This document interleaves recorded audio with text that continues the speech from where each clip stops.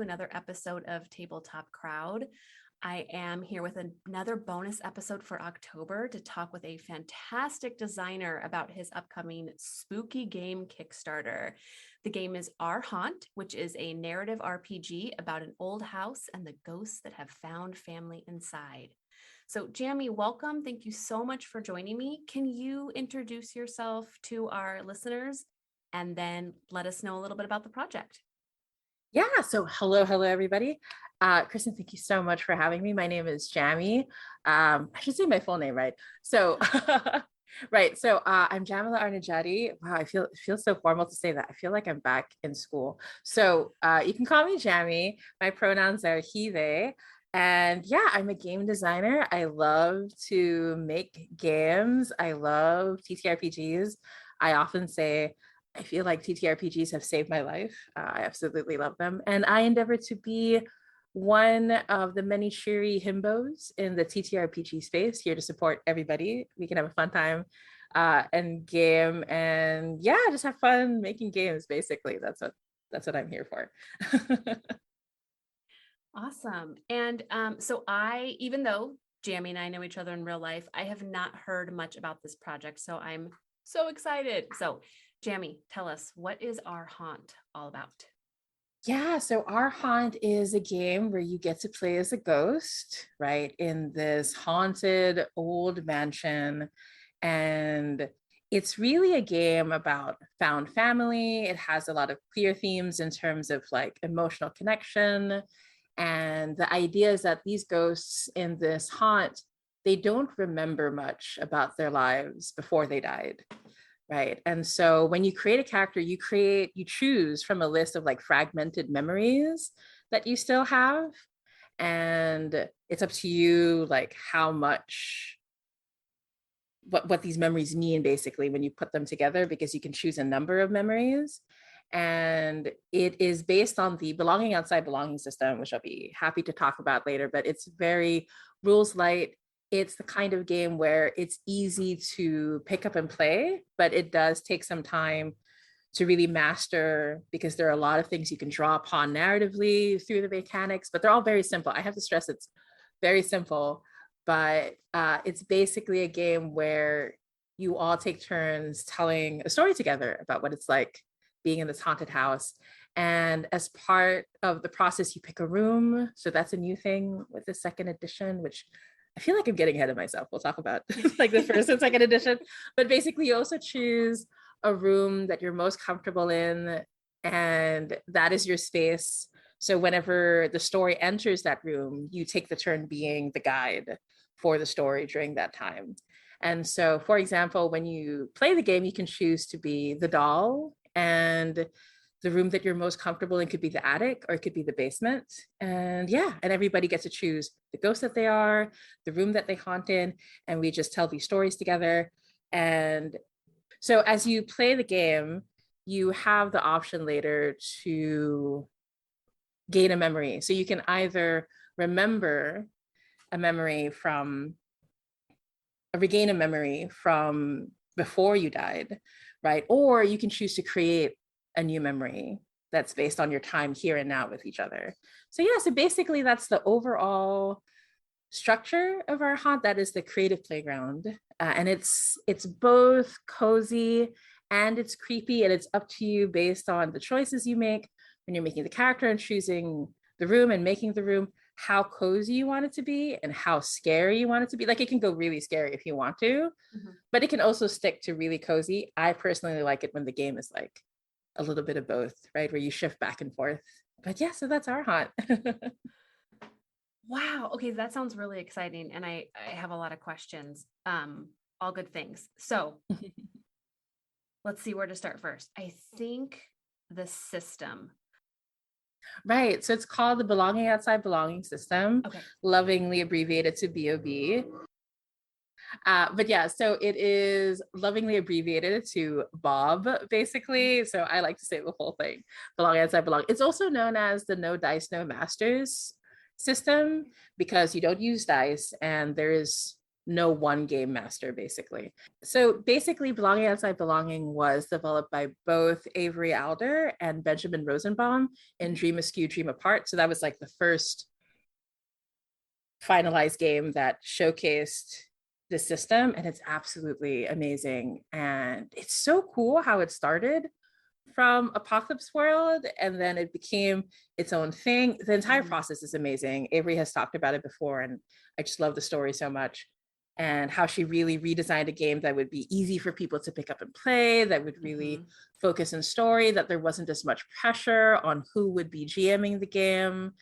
And yeah, there's a lot to love about the system. I have made several games using that system as I keep exploring. I feel like we're just at the beginning of understanding what the system is capable of. So our haunt is definitely like the most recent version of my personal exploration within the Belonging Outside Belonging system. And I think another great example is Wander Home by J Dragon is another wonderful example of where the system can go, what you can push against, and what you can borrow from other systems. So, but yeah, so basically, our haunt is that. I really just, yeah, actually, when I first made this game, it was for an Itch.io game jam, which was a Belonging Outside Belonging game jam. And so when they said you can make any game as long as it's Belonging Outside Belonging, my brain went to sad ghosts who don't have all their memories hanging out in a haunted house.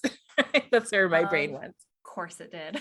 Yeah. So it was the very first BOB game I made. And then, so I'm really excited about it. After having making all these other ones, I get to come back to our haunt and bring about the second edition before it gets published through Possum Creek Games. It's such a dream. So I'm really happy about it. That sounds great. I wasn't even aware that there was a first edition. Can we talk a little bit about, and we don't have to go into too much of the differences between first and second if you don't want to, but maybe one or two of the changes that you're most excited about in this edition. Yeah, absolutely. I'm glad you limited me because we can be here all day. I talk about game design all day.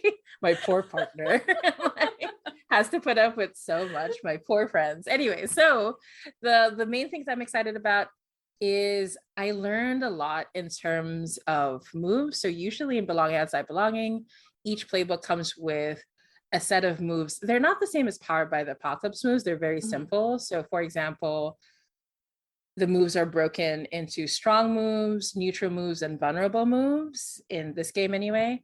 And I really learned a lot. So basically, for example, I'm going to just pull up a few moves. You get to play a cat if you want to. And the cat can be a ghost cat, or it can be a cat that used to be a human, or it could just be a cat. It's completely up to you. The cat just has ghostly abilities like every playbook does, but I like to think even normal cats have that. So if you want to play a normal cat that has ghostly abilities, you can. And basically some of the moves, so for example, one of the strong moves is ensnare someone with your unblinking gaze, a very cat-like thing. A neutral move, one of the neutral moves is avoid speaking by licking yourself clean. And one of the vulnerable moves are, for example, here, reach out and show how much you care, right? And so the combination of moves, basically there's a token economy. So when you make a vulnerable move, you gain a token. And in order to do one of your strong moves, you need to spend 2 tokens. So there's this like narrative flow. And this is where the no dice, no masters comes in, because it is up to you when you are vulnerable and it's up to you when your character is strong. It's not up to the dice, right? So yeah. And then the neutral moves are just things you can do at any time, right? If you're not sure what to do with the character, you can do one of these things. And so one of the major changes was I changed not all, but a lot of the moves, because I've really learned over time, over making so many games, there's an art that I'm still mastering, right? There's an art to creating a move that is enough poetry that can inspire someone, that can spark the intuition, but isn't too specific that they can't apply it to any moment, but is not too open that it's meaningless. Like there's just like there's this way that you're trying to, it's like a balancing act, right? Like on a tightrope. So I really had fun reestablishing those moves. And another thing I'm really excited, this is what I'm super excited about. So is the addition of the rooms, which wasn't there before. So before, most BOB games have things called setting elements, which is kind of like agendas of a GM broken down but shared with everyone. Mhm. And those can work really well. But in my experience, I noticed that belonging outside, and I want to stress this is my personal experience, right? I can't speak for how the game plays all the time with everybody. But for me, I had such a hard time at first playing Dream Askew because I have my veteran TTRPG brain, right? And Right. when I was told it's a GM-less game, all of us are just sort of staring at each other like, so there's no GM. What's happening? Right. Yeah. And I think I personally prefer the idea of GM full, where everybody is a GM. That Mhm. made more sense to me. I understand, it's semantics, and but that's what it makes sense to me. And so from there, I also noticed that no matter how compelling or how much I rewrote the setting elements for some games, it was just hard for a player to pick them up, especially if they were used to a GM and they were not the GM usually. They Mhm. have such a hard time stepping up and taking that role. And so they would just often keep disappearing over and over again in the background. And belonging outside belonging is very dependent on how much of yourself you put into the narrative, Mhm. right? So what I experimented with another game called Brinkwood Refuge was I was like, well, if you have a physical space and you own this space, right? Doesn't that tell you this is when you are the GM? Right. I just wanted to, instead of having at the start of each scene, hey, do you want to be the GM? You should be the GM. Yeah, let's be the GM. You should be the Right. GM. So just to remove that conversation, it's just the moment you say, if the story takes place in this particular physical space, then this person becomes the GM because this place belongs to them. Right. Right. So I decided to bring that into our haunt too, because it worked so well for Brinkwood Refuge. It was so much fun. Mhm. And I thought it would make more sense. Like, this is your haunted old house in this mansion, and you're kind of like these misfit ghosts and you own this place. It'd be really cool to have your own little rooms.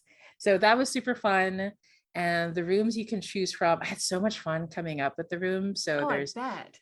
yeah. And I spent a lot of time looking at haunted houses on Pinterest, like, so to I'm come not up with shocked. ideas. Yeah. It's so funny. I love horror themes and I love reading horror and I love playing horror. I don't like watching horror. Like, it's a completely different thing. But yeah, so I stayed away from horror games for a long time because I Mhm, can't watch a mhm. lot of horror movies. I Right. can dip Yeah. my toe in horror. Like, Yeah. so I stayed Relate, away from relate. horror games for a long time. And then I realized I can play horror games no problem because my Yeah. mind can turn off at certain points, the Yeah. visuals. Yeah. Exactly. Horror Which you movies can't do when you're forces me. watching. Yes. Yes. So You're I completely passive and you're just forced along for the ride. I Yeah. honestly assumed you liked horror movies, and it's so refreshing to hear someone else who really likes horror in the game Yeah. genre, but can't watch it. That's me. Okay, sorry. Yeah. Because I love Bluebeard's Bride. I love all these horror games. And Kristin, Yeah. we play together. So, I bring in body horror all the Yes, time and to it's our the games. best body horror. I'm here for it all the time. Right. Because it's so different body horror in a shared narrative space, Mhm. right? Compared to when it's Yes, body horror on a screen. I find absolutely. like it's very different things. So, So then, because I know you seem to be, you really like to do research, which shows in how wonderful your games turn out. So then, how did you like do research or immerse yourself in oh, haunted yeah, for mansions for this this one. game? Yeah. Right. So there are there are two main inspirations that always make people laugh. So the first one is Guillermo del Toro's house. Like, when I don't know if you've seen his house, but I'm like, I don't know if I want this to be my house, but if I was really rich, I want it to be my second house. Oh, you're Right. so So okay. because basically it's like a museum and he has all these props from all these movies and all these horror things. And it's absolutely gorgeous because Guillermo del Toro's aesthetic is like, and this house is over the top, right? So even with the first edition, several of the options I wrote were just like from Guillermo del Toro's house, right? And so for this version, I just drew more upon it. Like, Right. it's so, if you can look for the videos, I really highly recommend it. It's Oh, gorgeous. yes, Yeah. listeners. I don't do this if you're driving, but when you get to a safe space, if you can Google Guillermo del Toro's house, it's a sight. Isn't it? Wow. Is that Isn't a it? huge Frankenstein head hanging from a Yeah, banister? yeah, Okay, yeah, I could yeah. do this all It's day. amazing. Okay, It's I amazing. see some inspiration here. Right, right. And it's so beautiful. It's so eclectic. It's so gorgeous, but it comes together somehow, even though it's so over the top, right? So that was one of my inspirations when I was working in the rooms and working on the game in general. And then the second inspiration, especially for the second edition, was the Beetlejuice movie. Right. So right, because the Beetlejuice movie, it's about scary things and death and ghosts, but it's not a horror Agreed. film, right? Mhm. Like it's Yep. too. So I was watching a lot of those where like I was watching different anime and different shows and different films where there were scary elements, but it wasn't a horror. Because the thing with like most horror films is there are no real relationships that form Mm-mm. because people are going to die. Right? Right. Like you're waiting for the final girl or something Yes. similar.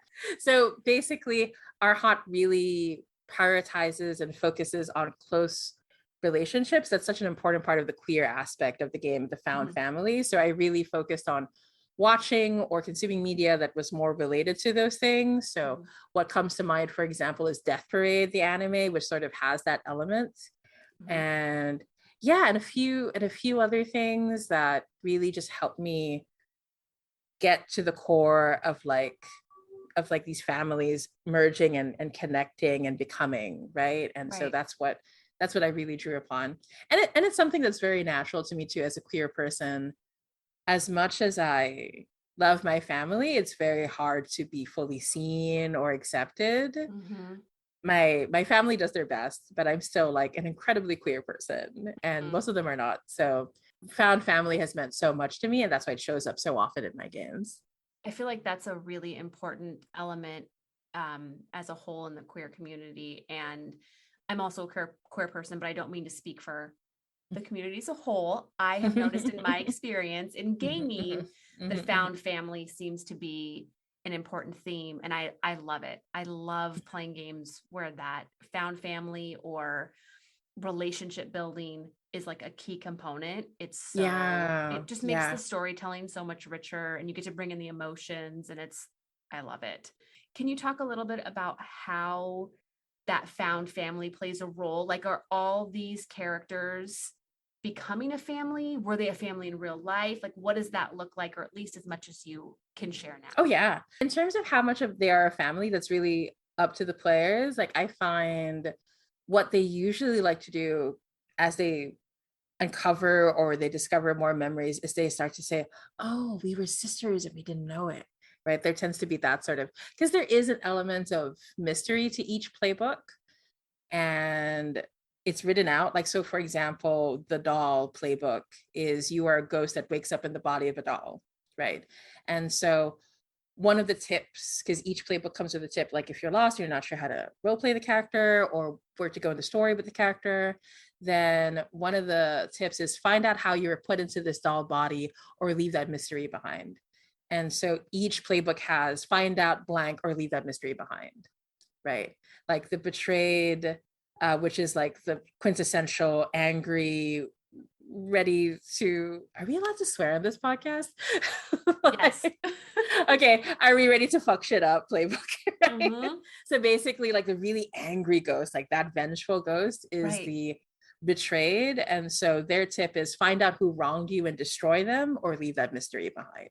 But basically, so that tends to be a more natural thing. Like as players remember, they tend to form those connections. But mainly what I did is each playbook, and this is a new thing that's only present in the second edition because I got better at designing intention into the experience, right? So in the second version, each each playbook has a similar move, which starts with reach out and blank, right? So the cat has, like I described earlier, reach out and show how much you care.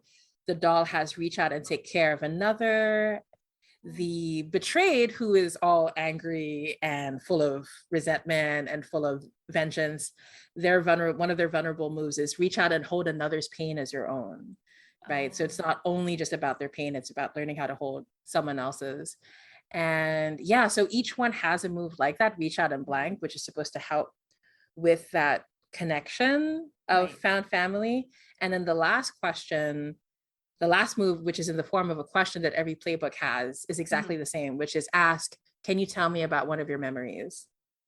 Right. Oh, And I then like so it sort that. of, yeah, it sort of builds this moment between the characters. And then Yeah. another way that found family happens is every time a ghost regains a memory, it is a set of tokens that you can. So, right, I said earlier, you make vulnerable moves in order to gain tokens. At the Right. end of each session, you decide how many of those tokens are you going to invest into regaining a memory or creating a memory. And it costs 10 tokens, right? Okay. And so it should take like a session or two before you can regain or create a memory. Yeah. And so the thing is, when it fills up, then you decide as a group who is the one who regains or creates the memory. Right. And so that's another way that the found family forms. And if you regain a memory, all the regaining a memory stuff is super sad and super, and it's based on my own memories because I have temporal lobe epilepsy. So my memories are not the best. Like I've had seizures over the years that have removed a lot of my memories or really weakened them to the point Right. where like I can only like my memories sometimes feel like animated gifs, right? It's just like a moment. Right. Or if I have a long memory, it's very, very sketchy. If I Mhm. have a very detailed memory, it's very, very short, right? And Yeah. so a lot of that from Arhant is based on my perception of memory. And I have to stress, I didn't realize how that was not the case for everybody until I started to talk to other people who were neurodivergent or who had trauma or had other things. And I realized they had memories like mine, right? Yeah. Yeah. And so when you regain an old memory, it can sound like here are some examples. A book wrapped in ribbon, blood wet on the pages. It didn't have to be this way. And another one is a long walk in the dark, the sound of a gun reloading. I'll always relove you. I'll always love you. Oh, So it's always like these weird like moments. right. And But it's up to you to like say what happened. yeah. Right. I was Yeah. gonna say Yeah. the There's best thing about that is that every player, depending on like their experience and Mhm. their personality and their emotion in that moment, is going to take those snippets and make something different. Yeah, exactly. Like that last one I just talked about, the son of a gun reloading, I'll always love you. Every time someone has picked that, Mhm. they have interpreted it differently. Like sometimes they're the ones reloading the gun, sometimes it's someone else. Ooh. Sometimes it's words that are said out loud, sometimes it's just thought, Mhm. right? So it's very cool. So and I love Yeah. this as a designer. Like I love trying to figure out what can I write that's just enough to inspire in a really big way, right? I really want people to be gripped by inspiration, but I really want it to make it their own because I trust in the players and I trust in people and their imagination and their creativity. So how Mhm. can I tap into that, right? It's so much fun trying to figure that out as a designer. So that's if you regain a memory, but if you create a memory, it's more detailed and it's more sweet, right? Because you're focused. So that's where the found family comes in. So Right. for example, one of the memories you can create is an old pile of bones came to life and started singing. We sang along. What was the song about? Right. And, and another one is we played in the kitchen pretending to eat and clean up afterwards. What did we celebrate? Oh, So it's like all these like, and I think that's also speaks to the queer experience where are you going to focus on your sad memories in the past or are you just going to create happier ones with this new family that you right. have, right? And so that's really that was so important to me and both are valid, right? I think Absolutely. both are good things, right? We do need to connect to the past or face the past as much as we need to and bring closure in some way, but we also need to focus on the present and create new memories and new experiences to build from, right? And I Mhm. really wanted our haunt to embody both of those aspects and feel along that spectrum between those two spaces and where their character fits in as a Yeah. family, right? Because once again, you regain the memories or create the memories, but everyone decides after and anyone can invest tokens. So they'll be like, I'll invest one, I'll have two tokens, I'll put in three. And then when you Yeah. finally hit the 10, then you decide, well, which among us should have it, right? And so that's a really nice, like, oh, we focus on your character a lot. So I think it makes sense that your character gets the memory. Another time it's Mhm. like, well, we haven't seen your character a lot. And I'd love to have this moment for you. So why don't Right. you get the memory? And so it's a very sweet thing that happens on a meta level and also on a narrative level that I really Yeah. like. Yeah. I really like that, because if you can make things happen sometimes on a meta level, it just makes the game that much richer, right? Because the players are connected, so then your characters are going to be more connected. Yeah, exactly. I love that. Sometimes, winning a game isn't about dealing the most damage, or drawing the most cards, or making any measurable contribution towards victory. But hey, just because you don't have the stats doesn't mean you're not a f***ing gamer god, alright? Enter The Intangibles, a podcast on the Geekspective Network, where me, Kenny, and my brother Matt break down all the things that are hard to quantify in games. All kinds of games. We're talking classics like Sonic's the Hedgehogs, and chess, and 3D Pinball Space Cadet. Great game, by the way. We're talking new releases like Insert latest trending games on Twitch here.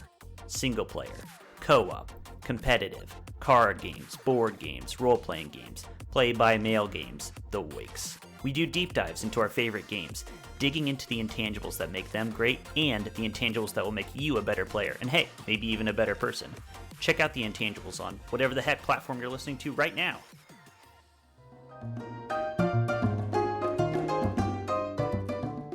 So the playbooks, I'm super curious. I heard doll, betrayed, right? Is it betrayed ghost? Yeah, that's right. The betrayed. I feel like you could just pick any of the amazing ghost NPCs you've created for our Blades in the Dark game for inspiration. That's right. That's true. They're all the betrayed. They're all the betrayed. And the cat. Can you share what the other playbooks are? Yeah, so we also have the loved, and the loved is really interesting because they're the ones who appear the most human and alive compared to all the others. And so their playbook is about being loved or seeking out love and beauty and the connection of those things. And then there's also the faceless, which is a ghost that is barely there anymore. Like they don't even have a form, they don't have a face. In fact, one of their strong moves that you have to spend 2 tokens to do is become physical and real for now. Like it can only last for a certain amount of time, right? Yeah. But they're also they're the only ghost that has the ability as a strong move to regain a part of a memory without needing to go through the token and spending, right? So they're the most connected to others, but they themselves are hardly there anymore. And then there is the return. The return is my favorite. So Jammi's secret is every time I design a game with playbooks and stuff, I always create one that is just for me, where if like, I'm going to play this game, I'm going to play this play. I want to stress, I haven't been able to yet in all play tests because this one always gets picked. So right, I just keep watching other people play it. Yes, and if someone's play testing your game, you feel like you have to let them choose first, and the person does, and you're like, dang it. Yeah, and it's better for play testing because I get to see it from afar, right? Right. But heartbreaking. Anyway, so the last playbook, which was built for me that I have not played yet, I will fix that soon. I'm actually like the doll a lot of the time, the doll and the betrayed. But anyway, interesting. Yeah, so the last one is called The Returned, and the idea is that this is a ghost that went to heaven and then was taken back. And so once again, right, because each playbook comes with a mystery, and that's up to you if you want to address or not. So there's this find a way back to heaven or leave that mystery behind. And I also want to stress that each playbook has, aside from what you remember, it also has what I yearn for. So I wanted there to be a tension, right, between the past before they died and what they yearn for right in the moment. And the return has the following options. So this is fun because I did have all these options, but I got to add a few.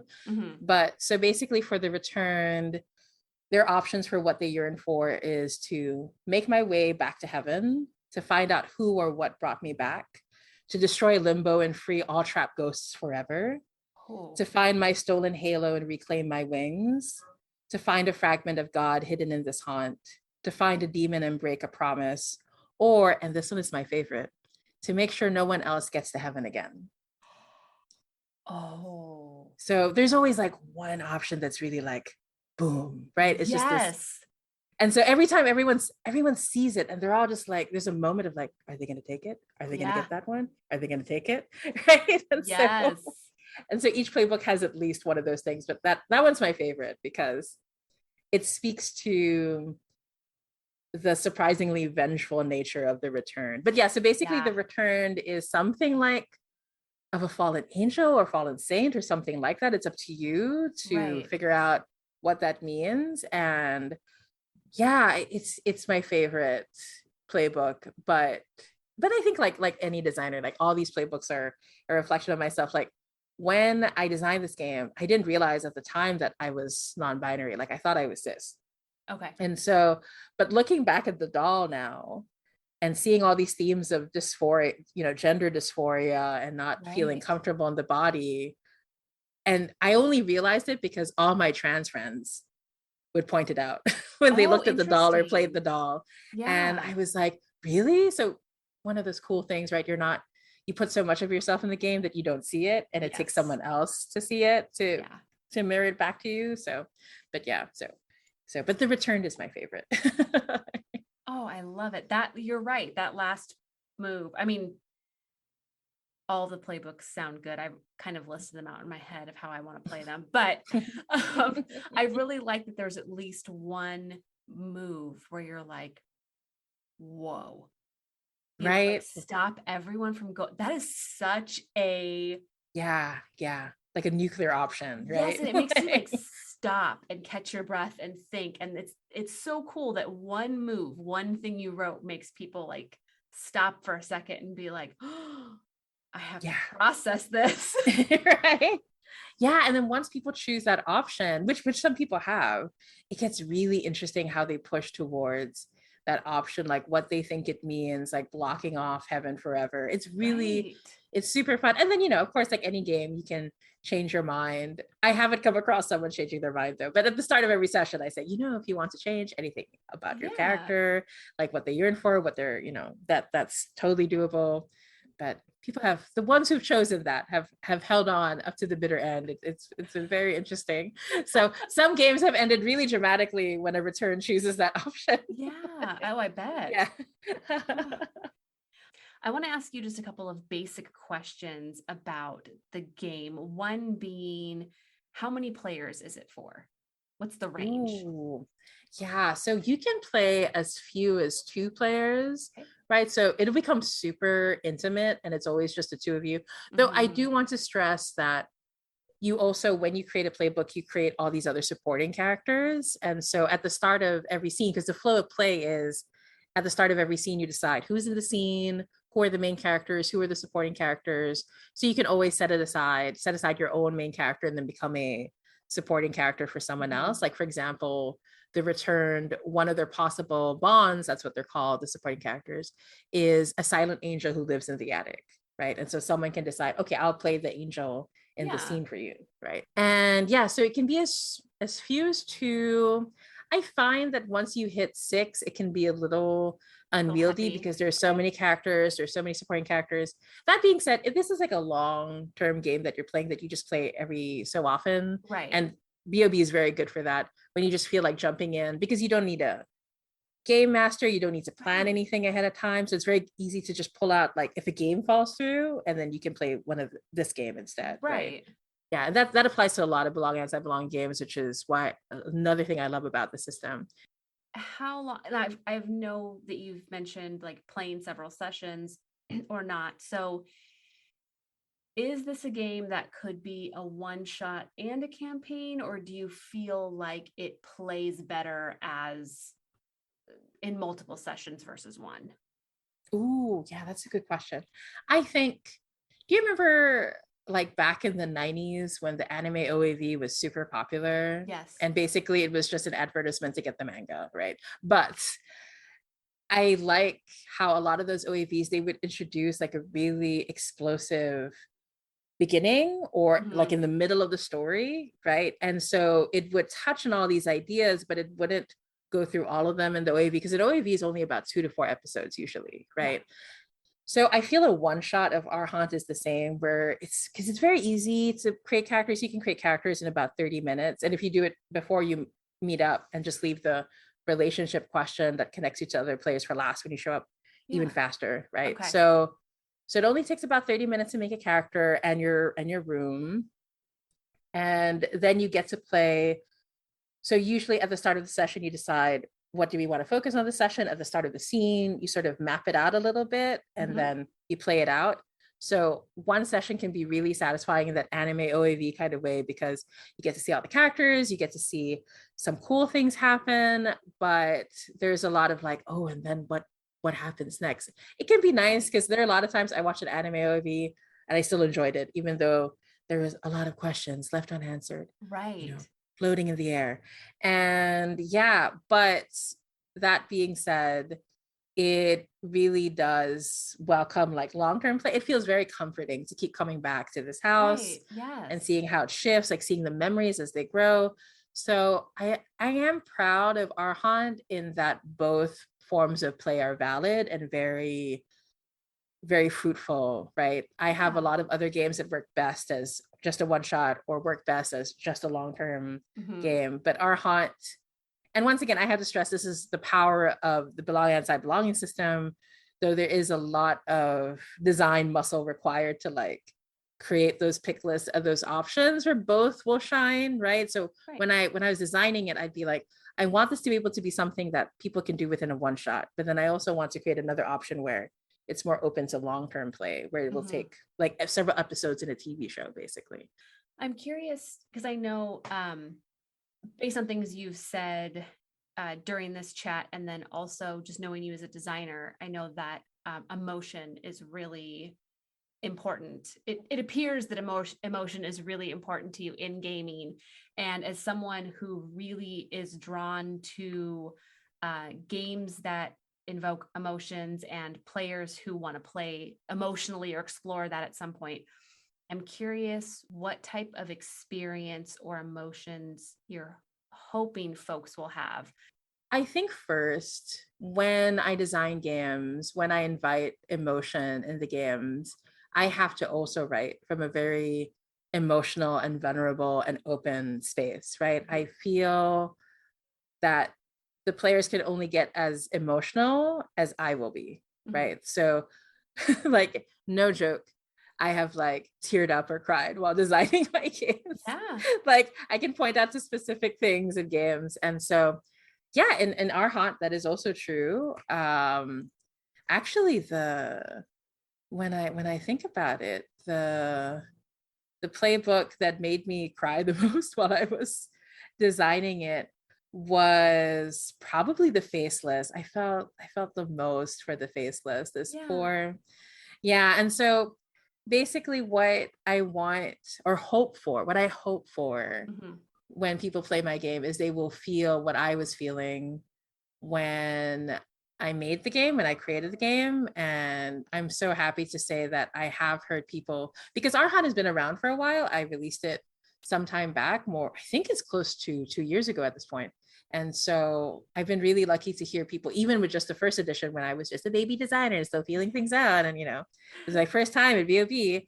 I still have people who really spoke to the experiences I was hoping to cultivate. So a sense of melancholy, a sense of yearning, a sense of hope that is made brighter because of the despair around it is what I'm hoping people will have. And in this newer version, I've also like introduced like more thrills, because there's some options that feel a little more dangerous compared to some of the options you can choose.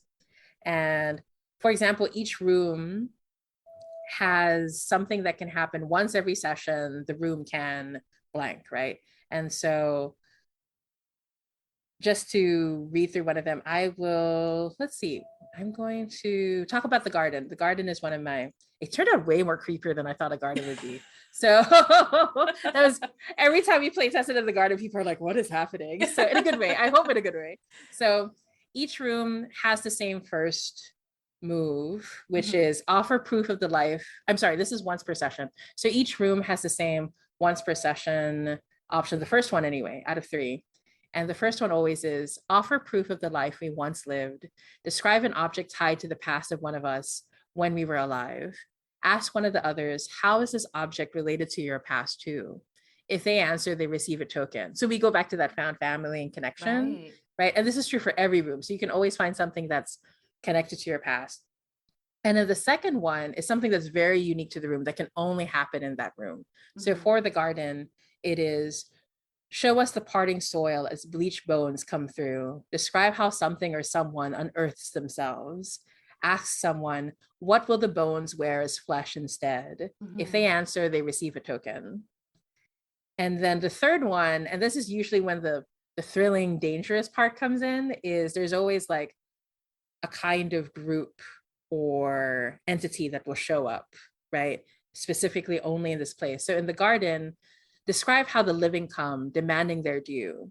Most of the living choose to not see us, but they want something from us all the same.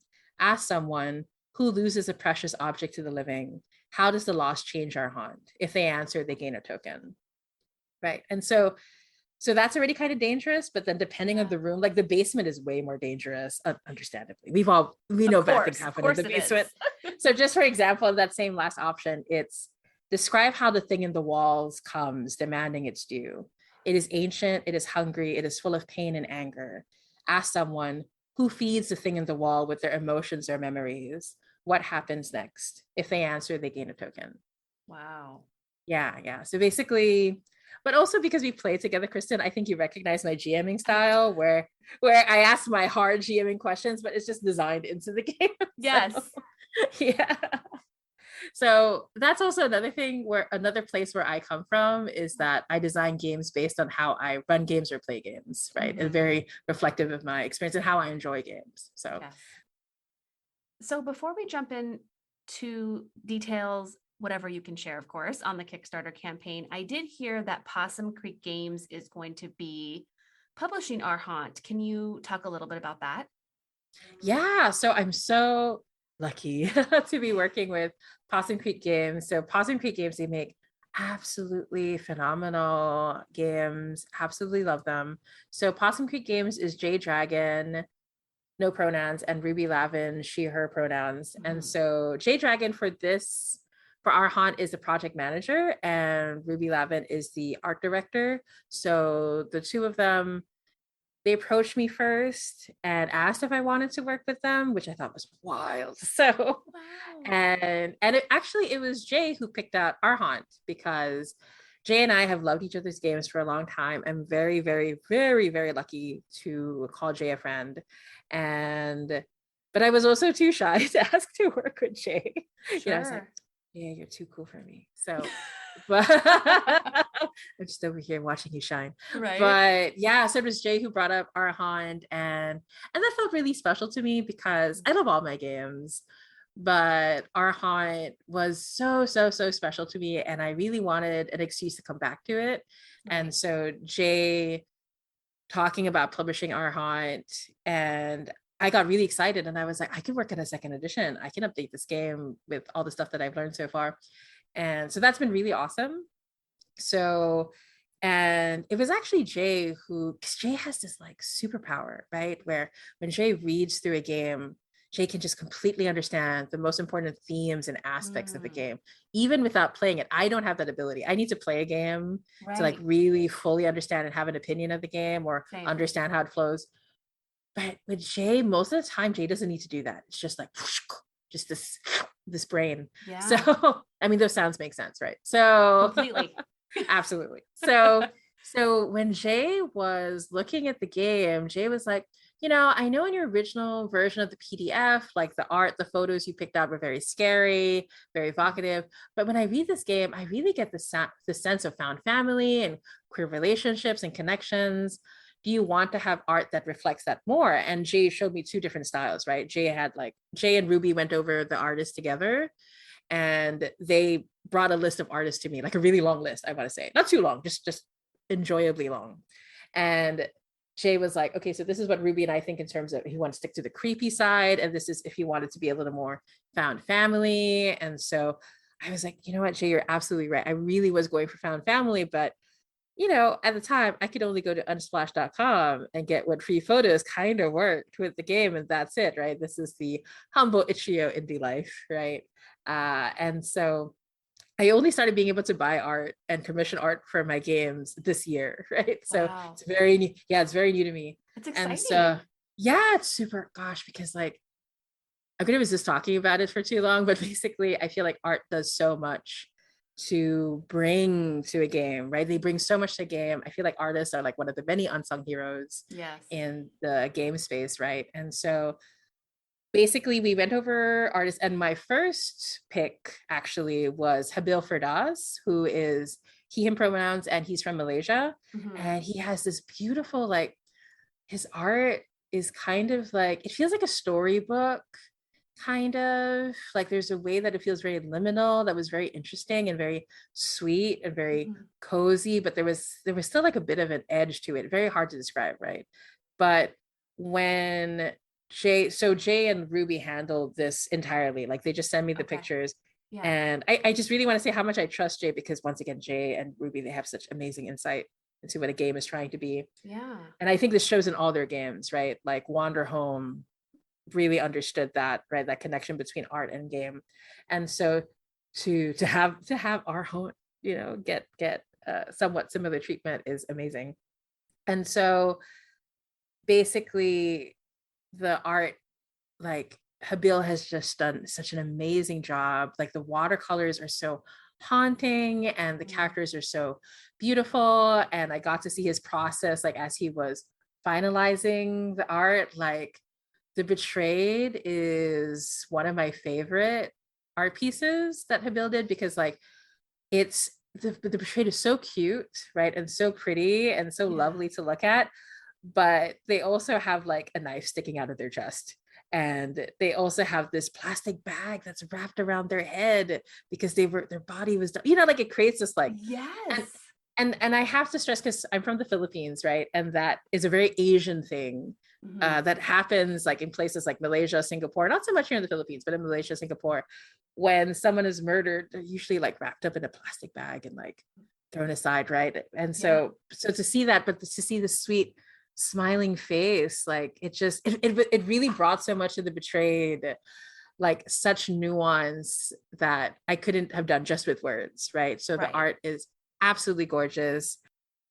Okay, I do want to ask you about the Kickstarter for our haunt, of course. But last question before we do that. You have another game that is crowdfunding right now, and I have been lucky enough to play it, but I'd love to have you tell the audience a little bit about Cozy Town, because it's just such a cozy, good feeling, warm game, and I will stop talking about it now so that you can.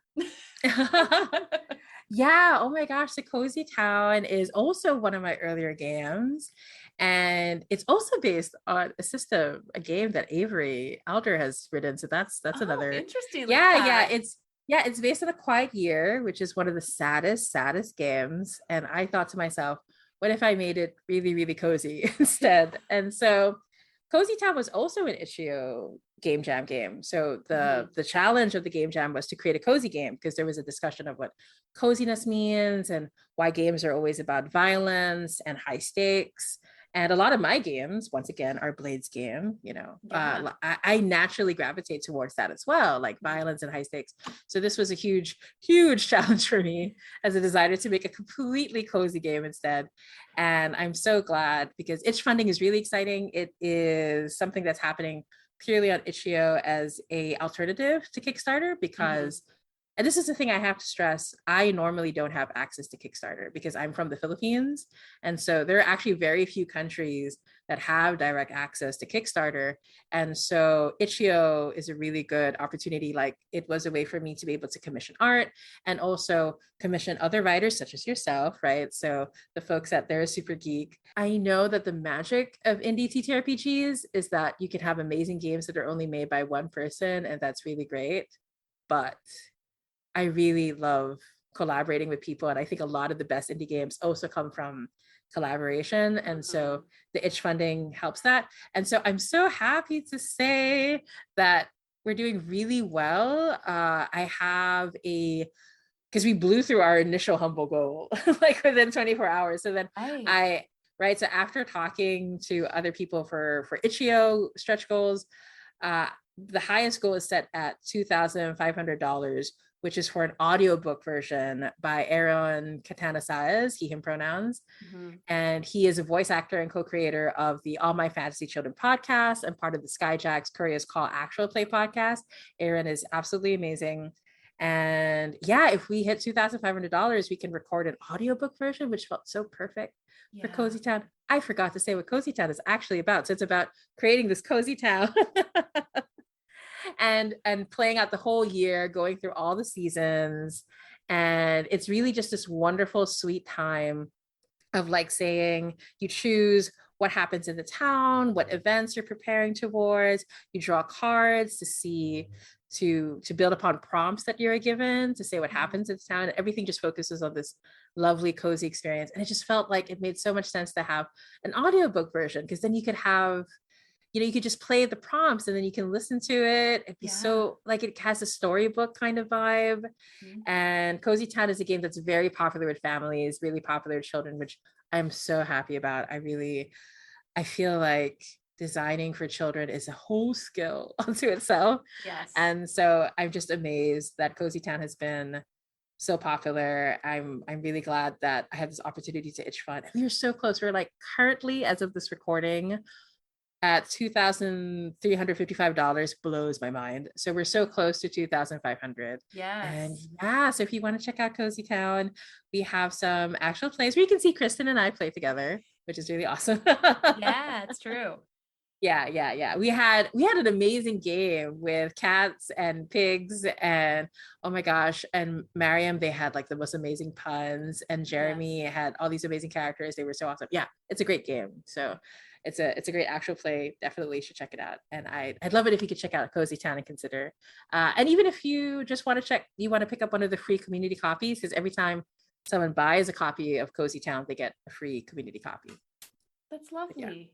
Okay, so let's hear anything that you can share about the Our Haunt Kickstarter. Yeah, so basically the Our Haunt Kickstarter, it's going to be a shorter Kickstarter. So we're only going to go for about 2 weeks instead. Okay. And it's a fairly humble Kickstarter. We don't have any stretch goals aside from just increasing everyone's pay. And because the game is completely written, right? So by the time the Kickstarter will be done, everything will be edited, laid out, and all that stuff. And so it's a very humble Kickstarter that's just focuses on getting the game into people's hands. So I think we might have a few stretch goals, maybe in terms of production values and stuff that Jay and Ruby will handle.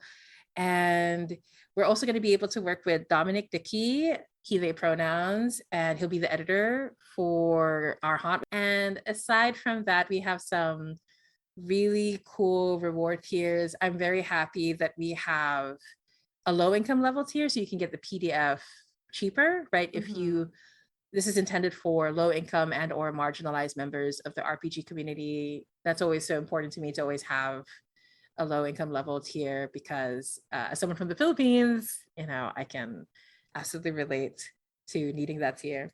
Right. And yeah, and aside from that, we also have, I'm really excited about the merch that is going to be available with Our Haunt. I don't want to spoil too much, but some of it glows in the dark. Oh my gosh. I mean, I don't know if you could do it, Ruby, but like things should be able to glow in the dark, right? So super excited about that. Actually, aside from that, there's also an opportunity to get the art. So there'll be prints and stuff, which I'm really happy about, because the art's really gorgeous. Yeah. It's really, really lovely. I'm going to be glad that people will be able to get prints of Habil's amazing artwork. That being said, I think my favorite reward, which we're allowed to share because Jay posted about it on Twitter, is the doll, which is the highest reward tier. At this tier, I'm just going to read it out from the Kickstarter. At this tier, we will acquire a genuine haunted doll from somewhere in the world and send it to you alongside everything else, clutching tight onto your copy of Our Haunt, along with the merchandise mentioned. Be warned, there are only 5 haunted dolls ready to carry your book to your doorstep. Oh my goodness. So when Jay suggested and asked what I thought of this reward tier, I was like, yes, haunted doll, Yes, absolutely. And also personally, it's just really cool because the doll is the playbook I've always played. So like Right. 90% of the time I'm the doll in the playtest. So So it's perfect. I love, my favorite part of that is that it's clutching tightly to your copy of the yeah, can game. you imagine? And there are only so many. Your doll will be different from everybody else's doll. It will have its Wow. own specific ghost in it and it will look different. So from the other dolls. Yeah, I'm just super excited about that. That's amazing. And when do we have a go live date yet for the campaign? The Our Haunt Kickstarter will go live on October 12th, meaning we're going to end around Halloween, which I'm super, super excited about. Another fun fact, I love Halloween so much. I got married the day before Halloween and had a Star Wars wedding. So a Star Wars Victorian wedding, actually. Anyway, so, but yeah, so the Kickstarter will end around Halloween, right? So that's super, super exciting. Jammi, thank you so much for joining me to talk about Our Haunt, and also to talk about Cozy Town a little bit. Before we completely end and say goodbye, can you please just tell folks where they can find you on the internet if you would like to be found? Oh yeah, please come find me. So you can find me on Twitter at Temporal Hiccup. And I like to post a lot of Sailor Moon GIFs. And it's a good way to keep up with all the games I'm working on. I'm very lucky to be able to work on so many games with so many cool folks. So the best way to keep up is through Twitter. And you can check out my games at temporalhiccup.itch.io. But lately, for the past year or so, I've spent more time in development and in playtesting before releasing it on itch.io. So if you really want to see what I'm working on, the best way to do so is to support me on Patreon, which you can do at patreon.com/swordqueengames. For the last few months, I've been sharing videos where I talk about like my game design philosophy. I created a pick list on a video recently just so people can see what my process is like. It's been a lot of fun. And I also talked about Our Haunt. I did a designer commentary, kind of like a director's commentary on the DVD, right? For the first edition of Our Haunt. So you can check that out. And all my latest games, as I play test them, as I design them, are released there. So yeah, that's where you can find me on the internet. I'd be so happy to meet you. And yeah, come say hi anytime. Thank you so much to our listeners. As always, we will link the Kickstarter information in the show notes, so please go check it out. This episode is probably coming out just a couple of days after the Kickstarter has gone live. If there's any dolls left, you definitely need to rush over there and collect your haunted doll as soon as possible.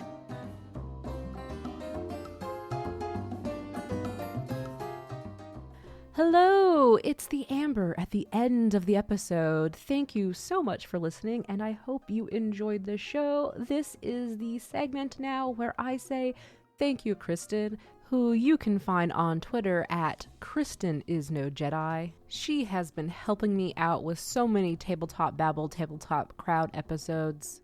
Without her right now, I don't know what I'd be doing. We would probably have silent episodes of me just crying. No, JK, I wouldn't ever air that. That's for my Patreon only.